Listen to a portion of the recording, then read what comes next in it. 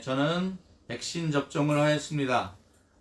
부작용에 관한 소문 때문에 약간의 우려스러운 마음은 있었지만 별 탈 없이 잘 지냈습니다. 전 국민과 우리 장병들도 백신 접종을 무사히 잘 받고 집단 면역이 형성되어 다시 일상으로 회복되고 마음 놓고 함께 모여 예배할 수 있었으면 좋겠습니다. 오늘 말씀은 예수님이 유대인의 결혼 풍속을 비유하여 말씀을 하고 계십니다. 여러분들이 잘 아시는 것처럼 기름을 준비한 처녀들과 그렇지 못한 처녀들의 이야기입니다. 여러분 가정에 자동차가 거의 있을 것입니다. 이 자동차의 주유를 언제 하십니까? 어떤 사람은 틈나는 대로 주유소에 들려서 항상 가득 채워 넣습니다.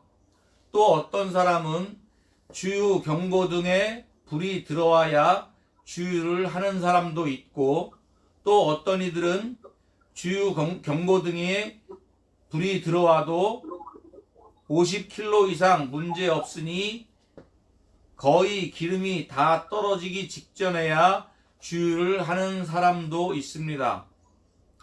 자동차의 관리를 위해서도 4분의 1 이상 유지하는 것이 좋다고 합니다.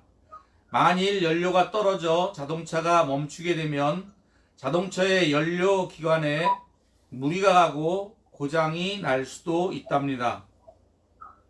운전을 하다 보면 다음에 넣지 혹은 아직 괜찮을 거야 미루다가 낭패를 겪거나 아슬아슬하게 주유를 하게 되는 경우가 있습니다.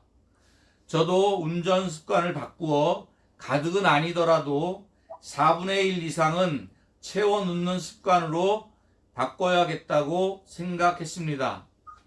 오늘 읽은 말씀에 10처녀 중 5처녀는 기름이 준비되어 있고 다른 5처녀들은 왜 기름이 떨어졌을까요?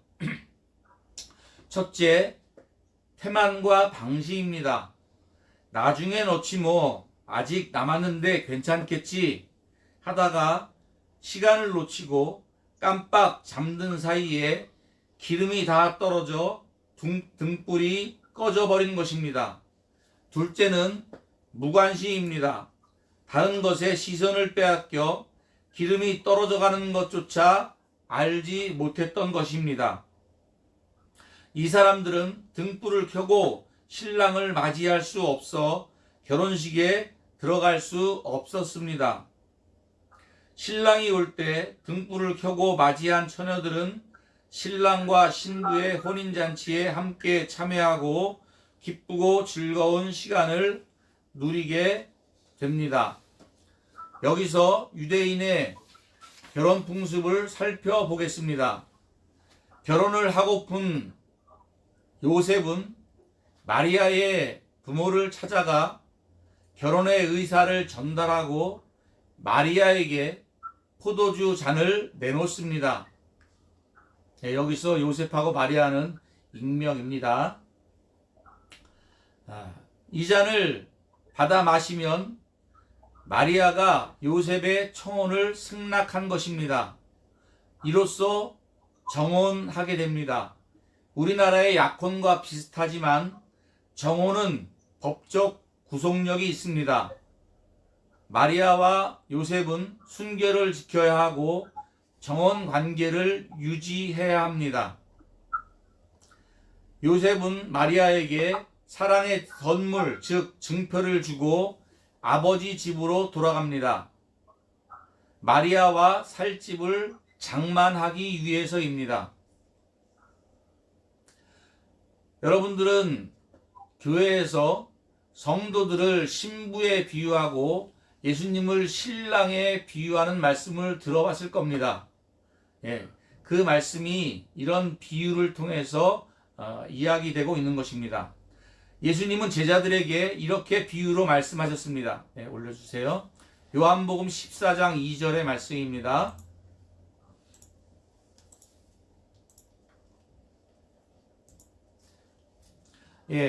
다 같이 봉독합니다. 시작. 내 아버지 집에 거할 것이 많도다. 그렇지 않으면 너희에게 일렀으리라. 내가 너희를 위하여 거처를 예비하러 가노니 가서 너희를 위하여 거처를 예비하면 내가 다시 와서 너희를 내게로 영접하여 나 있는 곳에 너희도 있게 하리라. 아멘. 예, 신랑이 신부와 함께 살 집을 마련하고 신부를 데리러 가는 것처럼 예수님도 우리의 거처할 집을 예비하러 아버지 집에 가신다고 말씀을 하시고 계시는 것입니다. 남자는 신부와 살 집이 마련되면 자신의 아버지의 승낙을 얻어 신부를 데리러 신부의 집으로 찾아갑니다. 이 기간은 대략 1년에서 2년 정도이지만 그날은 정해져 있지 않고 아버지가 정해주신 날짜에 은밀하게 도착하게 됩니다. 신부와 신부 측의 사람들은 언제 신랑이 오나 초조하게 기다리게 됩니다. 마치 우리가 다시 오실 예수님을 기다리는 것과 비슷합니다. 이때 신랑이 신부들과 함께 신부집에 도착하게 되면 등불을 들고 신랑을 맞이한 신부의 친구들, 들러리들과 함께 즐겁고 기쁜 결혼식이 시작되는 것입니다. 이 결혼식에 들어가려면 등불을 켜고 준비하고 있어야 했던 것입니다. 성경은 슬기로운 처녀와 미련한 처녀로 나누고 있습니다. 슬기로운 처녀는 기름을 채운 등불을 준비하고 미련한 처녀들은 기름이 떨어져 등불을 켜고 준비를 하지 못했습니다. 한 가지 흥미로운 것은 슬기로운 처녀들이 신랑이 언제 오는지 그때와 시를 알고 있었던 것이 아닙니다. 또 슬기로운 처녀들이 잠도 안 자고 몇 날 며칠을 깨어 기다린 것도 아닙니다. 네, 하나 찾아주세요. 마태복음 25장 5절입니다.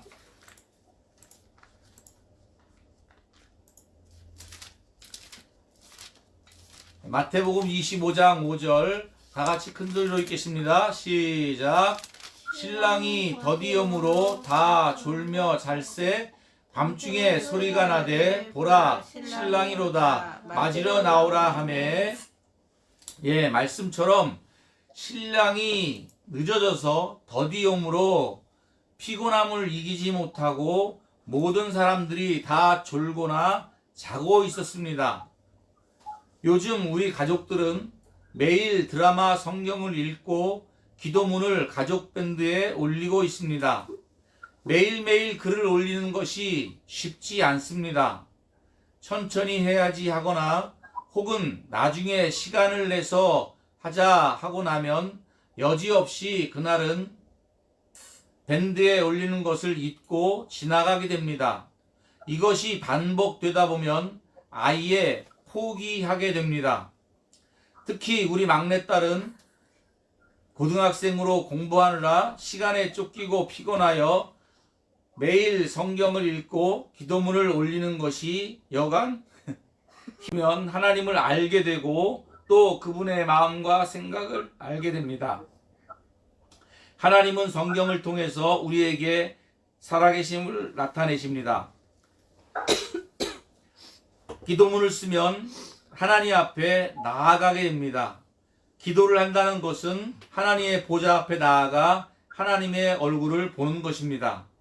저는 가족들에게 감사 기도를 적으라고 권면합니다.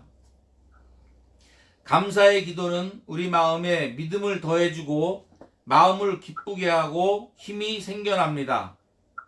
밴드에 올리는 것은 서로의 약속이 되어 잘 지킬 수 있게 해주고 좋은 습관을 기를 수 있게 합니다.